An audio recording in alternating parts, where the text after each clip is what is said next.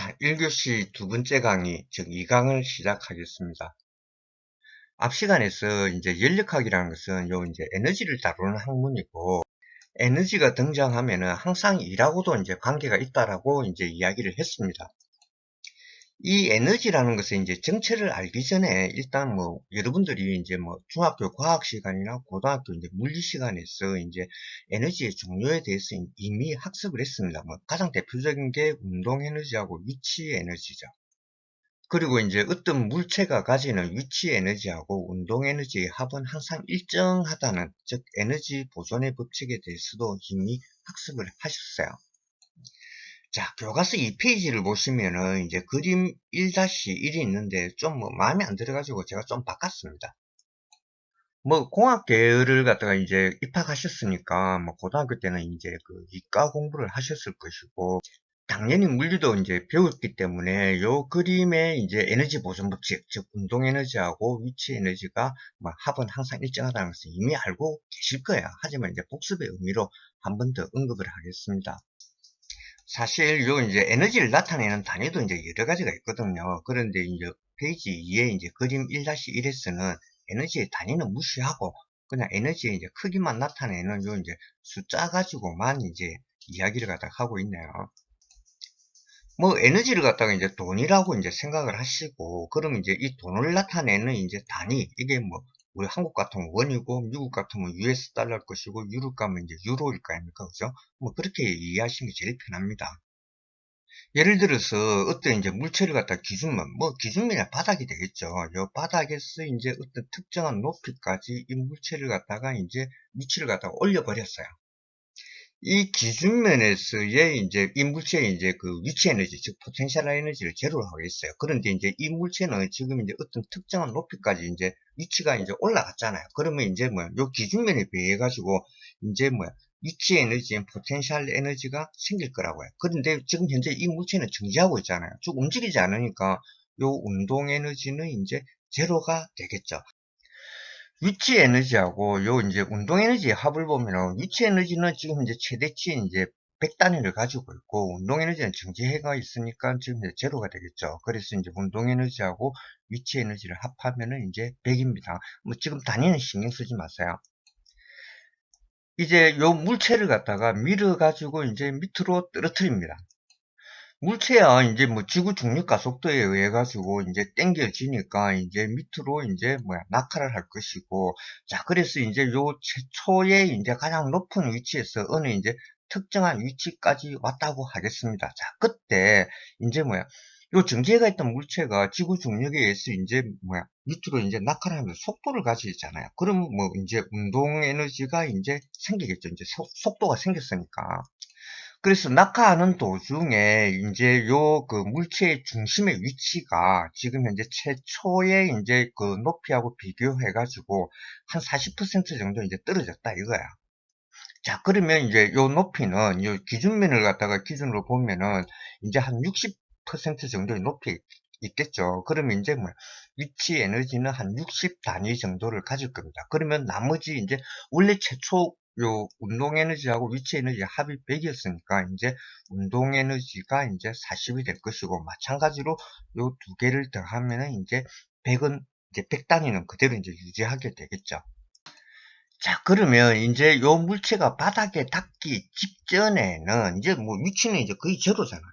그 제로죠. 이제 딱 이제 부딪히기 직전 같은 경우에는, 그럼 이제 위치 에너지는 제로가 될 거야. 자, 그러면 이제 최초에 요 이제 운동 에너지하고 위치 에너지 합이 100이었으니까, 그럼 위치 에너지는 100이었다 이죠. 그러면 이제 운동 에너지가 이제 맥시멈치 100단위의 에너지를 가지는 거야. 여전히 운동 에너지하고 요 위치 에너지 합은 100입니다. 자, 그러면 이제 바닥에 닿았다 이거야. 이제 바닥에 닿으면은 이제 물체는 정지할 거 아닙니까? 그죠? 그리고 이제 바닥이라는 게 지금 현재 기준면이잖아요. 근데 우리가 최초의 이 기준면에서의 물체의 위치 에너지를 제로로 봤거든요. 그럼 운동 에너지도 제로고 위치 에너지도 제로니까 이제 요 물체의 이제 에너지는 이제 제로야. 그럼 최초의 요 이제 그 높은 곳에 있을 때 이 물체가 가지고 있었던 이제 요 위치 에너지 100. 이건 그럼 어디로 갔느냐 이거야. 분명히 에너지 보존의 법칙에 따를 것 같으면은 이 에너지는 만들어지지도 않고 소멸되지도 않고 그냥 형태만 바뀐다고 그랬거든요. 그럼 요 이제 백이라는 에너지는 어디로 가느냐? 이 물체가 바닥에 충돌할 때 이제 소리가 났을 거 아닙니까? 그죠? 그럼 이 소리는 사실 이제 파동 에너지거든요. 그럼 이제 이 소리가 요 주변에 있는 이제 이 공기 입자들을 흔들었을 거야. 그 다음에 요 이제 땅에 부딪히면서 이제 충격량이 이제 요 바닥을 갖다가 이제 살짝 이제 우리가 측정할 수 있을는지 없을는지는 모르겠지만 요 온도를 살짝 올렸을 거라고. 그래서 이제 요 위치 에너지, 그러니까 이 물체가 높은 곳에 있었을 때의 이 위치 에너지, 이제 100이라는 요 에너지 단위는 이제 파동 에너지로 이제 대기 중으로 흩어지고 요 지면에 이제 요 충격을 준 이 부분에 이제 지면의 온도를 갖다가 이제 아주 미수하게 올렸을 거예요. 이제 클로즈드 시스템에 대해서 이제 한 번 더 생각을 해보겠습니다. 에너지 보존의 법칙의 관점에서.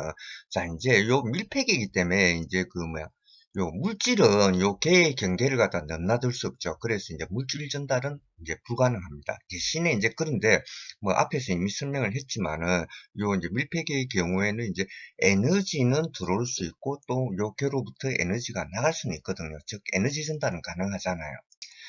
만약에 요 개에 대해서 이제 에너지가 100 단위가 들어왔다 이거야. 그런데 요 개로부터 이제 에너지가 나간 것은 만약에 80 단위라고 그러면은 요거는 이제 에너지 보존의 법칙을 위배하는 거잖아요. 즉 100 단위가 들어왔는데 나간 거는 80 단위다. 그러면 이제 요 들어오고 나간 에너지 차이를 보면은 이제 요 에너지의 인풋하고 에너지의 아웃풋, 즉 이제 플로우아웃이 이제 다르니까 그 차이인 20단위의 에너지는 이제 어디에 있느냐 이거야. 그러면 이제 이 20단위의 에너지는 이제 걔에 남아 있는 거야. 그럼 이제 이 밀폐계가 보유하고 있는 이제 에너지는 증가하게 되겠죠. 이제 거꾸로 여기서 이제 80 단위의 에너지가 들어오고 여기 이제 나간 거는 이제 걔로부터는 이제 100 단위의 에너지가 나갔다면 그럼 20 단위의 에너지는 어디서 나느냐 그지? 이것은 이제 걔가 보유하고 있던 에너지 중에서 20 단위의 에너지가 이제 섞여서 나간 거예요. 그럼 이제 이 걔의 에너지는 이제 감소하게 될 것입니다. 교재 2페이지에 이제 연력학 제1법칙이라고 불리는 The First Law of Thermodynamics하고 연력학 제2법칙인 The Second Law of Thermodynamics가 적혀 있네요. 요 연력학 제1법칙은 딴 거 없어요. 그냥 이제 에너지 보존의 법칙을 이제 일가 에너지, 즉 연력학이 이제 주로 다루는 부분이잖아요. 그죠? 그래서 요 에너지 보존의 법칙을 요 이제 연력학의 관점에서 이제 설명을 하는 거고, 연력학 제2법칙은 어떤 현상이 이제 발생하는 방향성을 갖다가 규정하는 법칙입니다. 예를 들어서 지금 이제 뜨거운 물체하고 요 차가운 물체를 갖다가 서로 이제 접촉을 시켰다고 보자고요. 자, 그러면 이제 뜨거운 물체에서 이제 차가운 물체로 이제 에너지가 흘러가죠. 그래서 이제 이걸 갖다가 그냥 이 접촉한 상태를 계속 유지하게 되면은 궁극적으로 요 뜨거운 물체하고 요 차가운 물체, 얘들의 온도는 이제 같아질 거야. 즉 뜨거운 물체는 온도가 내려가고 차가운 물체는 이제 온도가 올라가 가지고 이제 결국에는 이제 평형 온도에 이제 도달하게 되는데, 자, 그러면 이제 요 뜨거운 물체에서 이제 차가운 물체로 열이 에너지가 이제 흘러갔을 거 아닙니까? 그죠? 그럼 뜨거운 물체가 준 것만큼 이제 차가운 물체가 그 이제 열 에너지를 갖다가 이제 받게 되는 거거든요. 자, 그런데 이걸 갖다가 이제 한번 거꾸로 생각해 보자고요. 그럼 만약에 차가운 물체에서 지금 이제 뜨거운 물체로 열을 줘가지고 뜨거운 물체는 더 뜨거워지고 차가운 물체는 더 차가워질 수 있는가? 이거는 이제 우리가 알고 있는, 즉, 알고 있는 게 아니고 우리가 관찰했던 이 범위 내에서는 결코 일어날 수 없는 현상이거든요. 물론 인위적으로는 이걸 만들 수 있지만은 자연적으로는 결코 일어날 수가 없는 현상이에요. 하지만 이게 이제 연력학 제1법칙, 즉 에너지 보존의 법칙의 관점에서 볼 것 같으면 불가능한 상황은 아니거든요. 왜냐하면 차가운 물체에서 100단위나 에너지를 갖다가 뜨거운 물체에서 줬어요. 뜨거운 물체야. 그럼 뜨거운 물체는 100단위나 에너지를 차가운 물체에서 이제 받은 거거든요. 그런데 이거는 이제 주고받은 에너지 양이 같기 때문에 연력학 제1법칙은 위배하지 않습니다. 하지만 우리가 자연 현상에서는 결코 이건 일어날 수 없는 현상이잖아요. 그래서 이제 요 연력학 제2법칙은 이제 에너지가 흐르는 이제 방향성을 규정하는 법칙이야. 근데 여기에 덧붙여가지고 저는 이제 이 연력학 제2법칙이 에너지의 질도 규정한다라고 이제 개인적으로 생각을 하고 있거든요. 근데 사실 이 연력학 제2법칙은 굉장히 철학적인 내용을 담고 있어요. 그래서 뭐 엔트로피라는 개념도 나오고 이제 조직학, 그다음 질서, 무질서 뭐 이런 개념도 나오거든요. 저도 이제 연력학을 가르치는 입장이지만 사실 이 연력학 제2법칙을 학생들이 이제 그 뭐야 명쾌하게 그 납득할 수 있도록 설명하는 것은 굉장히 힘들어요. 이 인력학은 기계공학 전공뿐만이 아니고 이제 물리학 전공 학생들도 배우거든요. 그런데 이제 그 우리나라 대학에서 이제 이 인력학이란 과목을 이제 강의하는 이제 많은 선생님들이 계실 거예요. 그런데 과연 이제 이 인력학 제2법칙을 학생들이 명쾌하게 이해할 수 있도록 제대로 설명하는 이제 이 선생님들이 우리나라에 과연 몇 분 정도 있을까? 저는 개인적으로 굉장히 궁금합니다. 이 연력학 제2법칙은 요 교재에 이제 6장하고 이제 7장에서 다루고 있습니다. 아마 이제 그때까지 이제 수업을 계속 들으시다 보면은 그래서 이제 6장, 7장 이제 강의를 이제 듣다 보시면은 이 선생이 왜 이래 연력학 제2법칙에 대해 갖고 이제 버벅대고 있는지, 왜 이 양반이 제대로 설명을 못 하는지 아마 여러분들이 느끼실 수 있을 거예요. 제가 이제 연력학 제2법칙을 갖다가 이제 학생들에게 이제 설명할 때뭐 이제 버벅거리면서 항상 생각하는 것이 이제 내가 이제 알고 있다는 거고 이걸 갖다가 이제 상대방이 이제 충분히 명쾌하게 납득할 수 있도록 내가 설명하는 것은 별개의 문제라고 저는 항상 이제 생각을 했었어요. 어떻게 보면은 이제 뭐 내가 내 스스로 갖다가 위로하는 거죠. 요건 이제 제가 한 말입니다. 그런데 이제 이 아인슈타인이라는 사람은 뭐 이렇게 이야기했어요. 네가 그걸 갖다가 아주 간단하고 명쾌하게 설명하지 못하면은 그것은 네가 이제 제대로 이해를 못하니까 그걸 갖다 제대로 설명을 못한다라고 이제 이야기를 하네요. 이걸 이제 뭐 다른 이야기로 이제 표현하자면은 선생 니도 모르면서 그걸 갖다가 네가 모르는 것 같다 학생들에게 이제 가르치고 있다 뭐 이렇게도 이제 해석을 할 수 있는 거거든요. 근데 뭐 사실 이게 맞는 말인 것 같기도 합니다. 한참 이야기하다 보니까 눈에 딱 들어오네요. 죄송합니다. 이 캔이 아니고 캔낫이죠. 저 캔트입니다. If you can't explain it simply, you don't understand it well enough입니다. 죄송합니다. 이제 그 에너지의 양하고 이제 에너지의 이제 질에 대해서 잠시 언급을 하겠습니다. 예를 들어서 우리가 이제 그 어떤 이제 그 유용한 에너지를 갖다 뽑아내기 위한 이제 어떤 에너지원이 있다라고 가정을 하자고요. 근데 저는 이제 개인적으로 요 에너지원의 온도가 높을수록 이제 에너지는 이제 질이 높아진다라고 생각을 하고 있어요. 그리고 에너지원의 온도가 낮으면은 그 에너지원의 그 에너지 질 자체는 이제 낮다라고 생각을 하고 있거든요. 이 바다를 한번 생각해 보자고요. 이 바다는 그냥 뭐 소금 섞인 물이죠. 그런데 이제 이 물은 우리가 뭐 매일 접하고 우리 주위에서 뭐 쉽게 구할 수 있는 아주 흔한 물질이지만은 이 물은 또 다른 물질에 비하고 굉장히 독특한 성질들을 갖다 많이 가지고 있는 어떻게 보면 좀 이상한 물질이에요. 우리는 매일 이제 뭐 이 커피를 이제 커피를 마시기 위해서 물을 끓이잖아요. 그런데 이 물이라는 것은 이제 물 1kg이 있다 이거야. 그러면 이걸 갖다 1도씨만큼 올리는 데는 이제 열 에너지가 필요할 거 아닙니까? 그죠? 뭐 전기 히터로 하면 뭐 전기 에너지가 들어가겠지만 이게 뭐 다른 물질들에 비해 가지고는 상당한 에너지를 갖다 필요로 합니다. 예를 들어 갖고 쇠 1kg하고 물 1kg을 놔두고 얘를 갖다가 만약에 1도씩 이제 온도를 갖다가 똑같이 올린다고 그러면은 물을 갖다가 1도씩 올리는데 드는 요 에너지가 셀을 1도씩 올리는데 필요한 에너지보다 훨씬 커요. 자, 제가 뭐 직접 재보지는 않았지만은 이 바닷물에 이제 여름철 같으면 이 바닷물에 이제 요 표층수 그러니까 이제 요 뭐야 바닷물은 이제 뭐 수심이 다 다르지만은 요 이제 윗부분에 이제 깔려 있는 이 바닷물을 갖다 우리가 표층수라고 하거든요. 여름 되면 한 20도씨 정도 될 거야. 이에 반해 가지고 이제 요 바다 표면으로부터 이제 뭐 수심이 이제 깊이 들어가면 들어갈수록 이제 온도는 일정하게 유지되고 특정 이제 요 깊이 이상 들어가면 온도 변화가 거의 없습니다. 거의 뭐 10도씨 정도 유지되는 이제 그런 부분이 있다라고 이제 생각을 해볼게요. 그냥 가정을 하는 거죠. 자, 그러면 요 바닷물의 요 표층수의 온도는 이제 20도씨고 요 밑에 있는 요 이제 그 심해의 이제 바닷물 온도를 갖다 10도씨라고 그러면 요 온도 차는 이제 10도씨가 나잖아요. 그런데 비록 이 표층수라 할지라도 이 지구의 뭐야 상당히 많은 부분을 갖다가 바다가 덮고 있잖아요. 그럼 요 바닷물의 온도를 갖다가 요 10도씨에 비해 가지고 뭐 한 20도씩 만드는데, 그럼 한 10도씩 올리는 데는 어마무시한 에너지가 필요하거든요. 그런데 그 에너지 양에 대해서는 우리가 이제 뭐 고민할 필요는 없죠. 왜냐하면 요 이제 뭐 태양이 뭐 알아서 그냥 주는 거니까.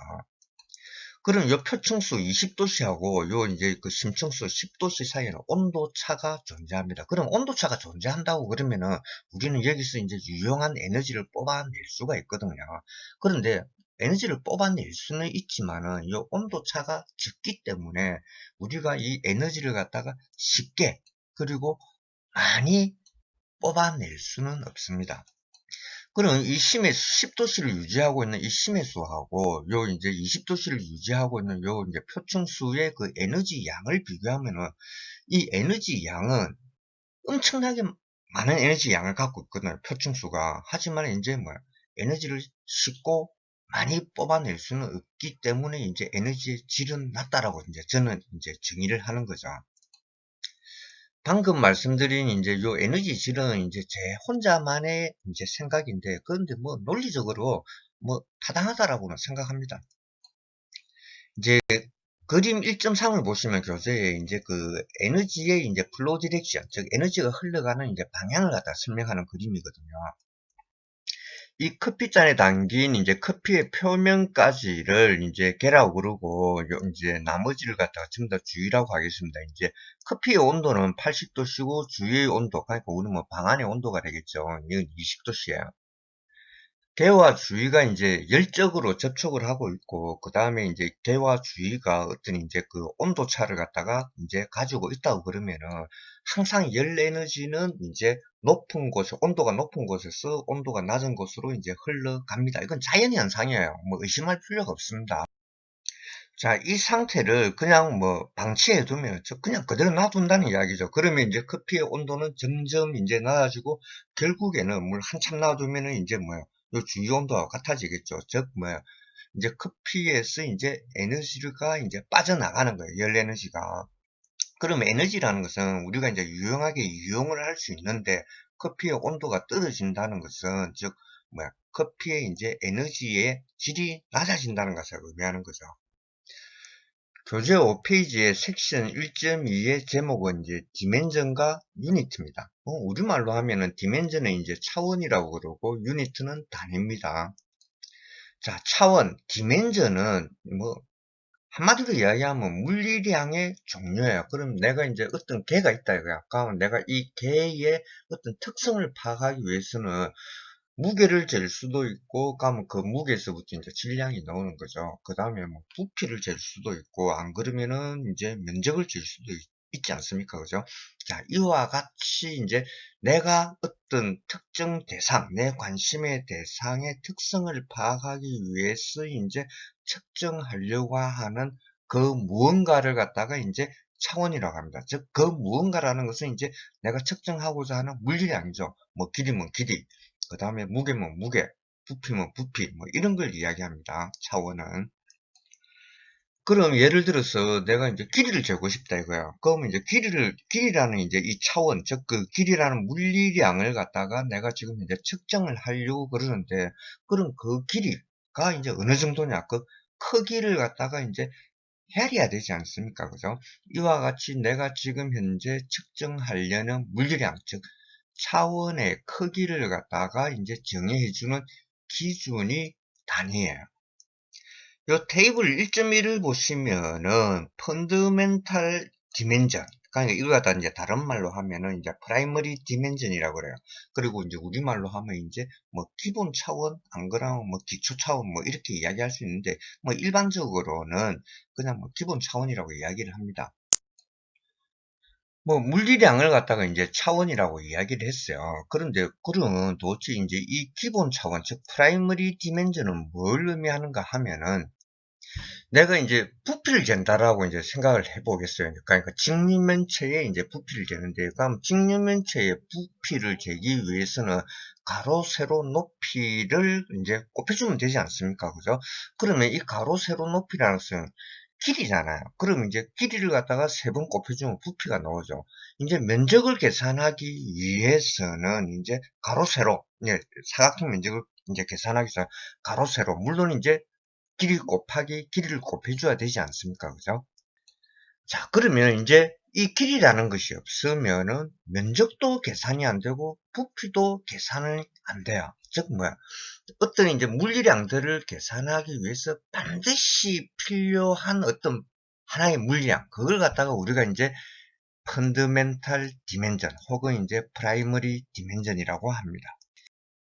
다음 슬라이드에서 이제 또 이야기를 하겠지만, 우리가 이제 그 단위 시간당 이동하는 거리, 즉 이제 스피드, 그러니까 이제 이 속력에 대해서 한번 생각을 해 보겠습니다.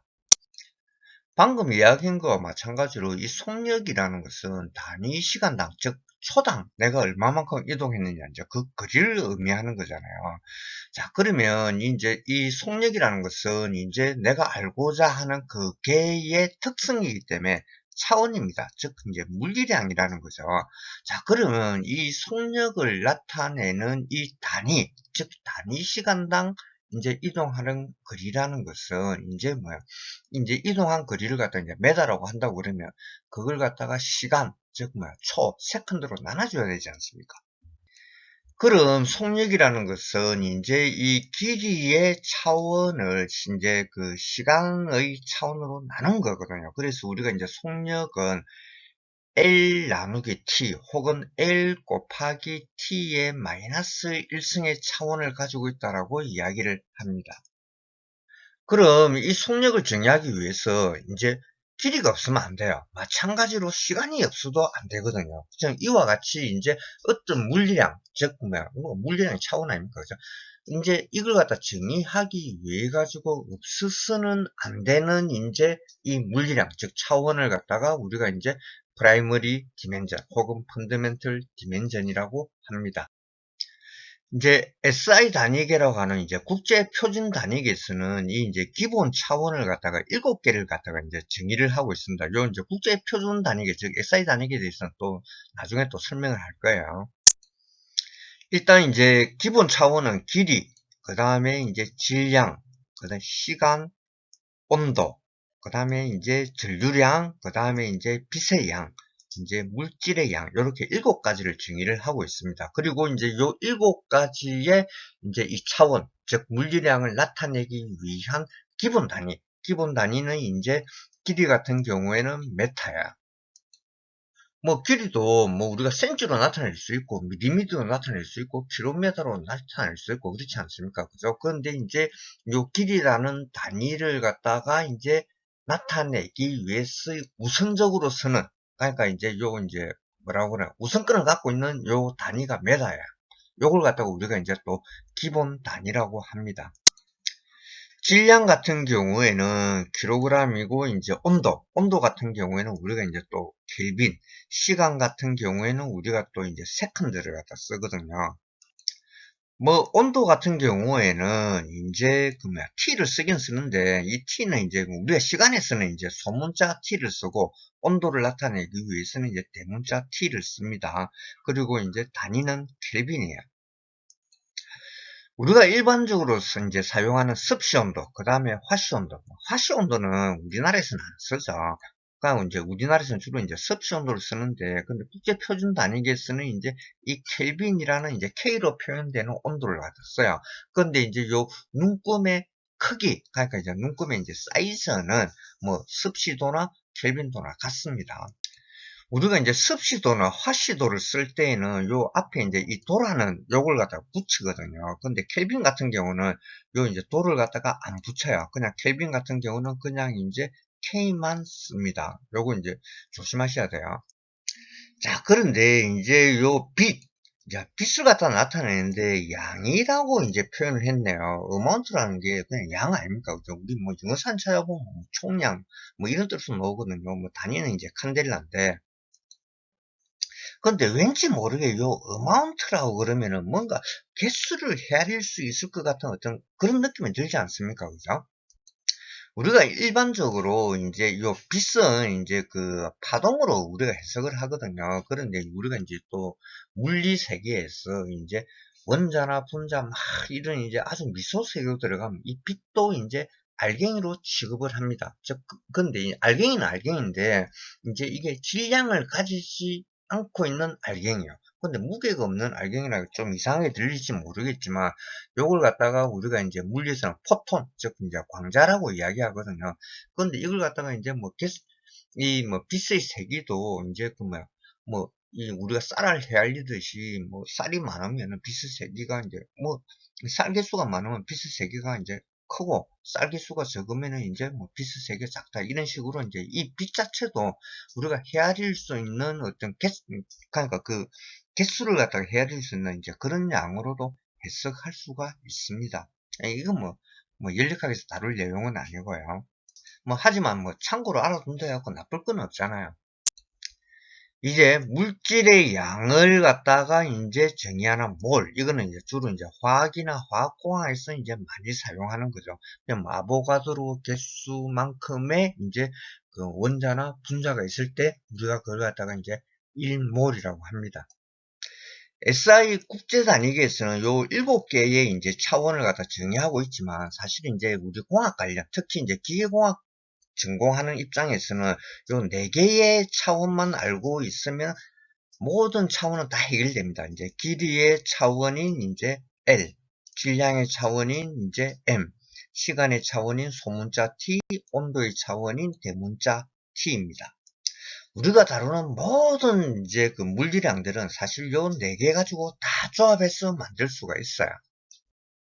우리가 금방 이제 요 길이 L하고 질량 M, 그 다음에 이제 시간을 나타내는 이제 소문자 T, 그 다음에 온도를 나타내는 대문자 T, 얘들을 갖다가 우리가 이제 기본 차원, 그러니까 프라이머리 디멘전 혹은 이제 펀더멘털 디멘전이라고 한다고 그랬어요. 그리고 요 L, M, 이제 소문자 T, 대문자 T의 이제 크기를 갖다가 정의하는 이제 단위는 이제 길이 같은 경우는 메다, 질량 같은 경우는 킬로그램, 시간은 이제 세컨드 초예요. 그 다음에 이제 온도는 K라고 테이블 1.1에서 이제 이야기를 했습니다. 이미 언급했지만 이제 속력 즉 스피드는 이제 길이의 차원 L을 갖다가 이제 시간의 차원인 이제 요 소문자 T로 나눈 거야. 그래서 우리가 이제 요 속력 스피드는 L 곱하기 이제 소문자 T의 마이너스 1승의 차원을 가진다라고 이야기할 수도 있고, 그 다음에 이제 L 나누기 이제 소문자 T의 차원을 가진다라고도 이야기를 할 수가 있거든요. 그럼 요 이제 그 속력 이 이제 그 차원은 이제 L이라는 즉 길이라는 이제 기본 차원하고 시간이라는 이제 소문자 T의 차원으로 이제 조합해 가지고 만들어지는 거잖아요. 그래서 이제 이와 같이 기본 차원인 LM하고 소문자 T, 대문자 T로부터 이제 만들어지는 차원을 갖다가 우리가 이제 유도 차원이라고 합니다. 그래서 이제 뭐, 이 기본 차원이 프라이머리 이제 디멘전이에요. 그럼 프라이머리 다음에는 세컨드리 아닙니까? 그죠? 그 다음에 요 이제 기본 차원으로부터 유도되어지는, 즉 유도된다는 게 디라이브드 아닙니까? 그래서 이제 요와 같이 이제 기본 차원으로부터 만들어지는 다른 차원들을 이제 세컨드리 디멘전 혹은 디라이브드 디멘전, 우리말로 하면 이제 유도 차원이라고 이야기를 하는 거죠. 뭐 공학계열의 학생들이니까 뭐 속력하고 이제 속도라는 것은 이제 서로 다르다는 것은 알고 계실 거예요. 왜냐하면 이제 이 스피드라는 것은 스칼라량을 이야기하잖아요. 그죠? 그 다음에 이제 크기를 갖다가 이제 나타내는 거예요. 그럼 물론 이제 우리는 이제 실체가 있는 물리량을 다루는 공학자들이기 때문에 그 크기를 나타낸다고 하는 것은 숫자뿐만이 아니고 이제 단위도 포함하고 있는 거죠. 그런데 이제 이 속도라는 것은 이제 벡터량이거든요. 그럼 크기를 나타내는 숫자하고 그 크기를 정의하는 단위뿐만이 아니고 얘가 이제 어느 방향으로 향하고 있냐, 즉 방향성을 가지고 있는 벡터량 아닙니까?